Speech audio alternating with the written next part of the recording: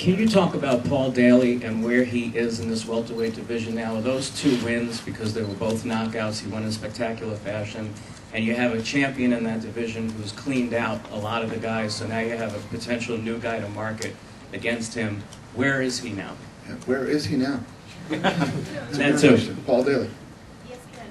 ESPN. ESPN. Okay. He burst onto the scene here, you know, obviously, and has taken out 2 very tough guys. But you know who we're talking about at the top of that division there. I'd like to see him. You know, he's going to have to fight one of the top 2 contenders before we think about him, you know, fighting GSP. Any idea who that might be? You know, it could be either. I mean, my big problem in this division right now, the 2 best guys out there are probably Koscheck and Fitch. You know, and trying to get them to fight each other is a nightmare. I'd really like to see that fight. But, you know, we put Paul Daley against one of them and see what happens. Hey Dana, wanted to rewind a little bit to what you said about Brock Lesnar. 2 options: either he'd retire or he'd take 2 years off.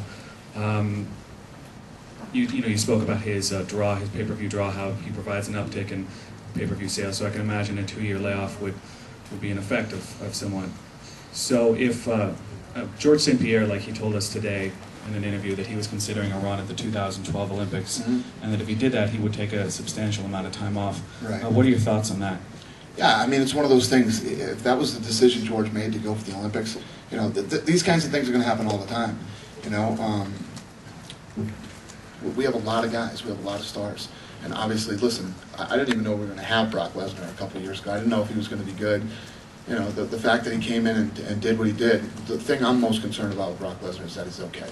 You know, I'm not looking at Brock Lesnar and saying, oh, Brock, you know, now he's going to lose all these pay-per-view buys. What I'm thinking about is I hope Brock's going to be okay. If this surgery, if he has to have this major surgery, you're talking about changing the quality of this guy's life forever. You know, and I like him, I respect him, and, you know, I hope that doesn't happen for him and his family's sake. Pay-per-view buys, you know, I don't give a shit about that. I hope the guy's healthy. Are you pro or con for GSP going after the gold? Yeah, you know, I think if that's what he decides he wants to do, I'm sure he'll come in. We'll sit down and we'll talk about it. We'll figure out, you know, how we'll do it. All right, questions for Paul. Paul, congratulations on the victory. Right down here at the back. Right here. Oh, okay. The bald guy in the back. Shocker. Two octagon fights, 2 incredible performances. Dana pretty much summed it up by saying, you know, you're very close to a title shot, likely to fight one of the top 2 contenders. How does that make you feel after just 2 fights in the UFC? Really, it doesn't make me feel any way, you know. I know I keep saying this, but I'm just here to fight. Whatever happens, whatever the UFC want to do with me, they do with me. I'm just here to fight and here to win. So whether it's a title shot or fights, whoever, it just doesn't matter. And you did mention after your fight that you sort of lost your mind after you knocked Dustin down. Want to explain a bit more? Yeah, I got a little bit, you know, hyped up, but one of his cornermen on the campman says, I hope he learns, you know, some humility, and I was just basically saying to him, fuck you, humility. I just knocked him the fuck out in that one, and I don't think he liked it. So that was that.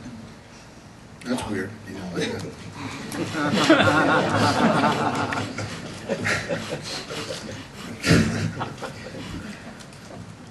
I have a question for Paul. Paul, which one of the 2 top contenders would you feel like that you would rather face, Fitch or Koscheck?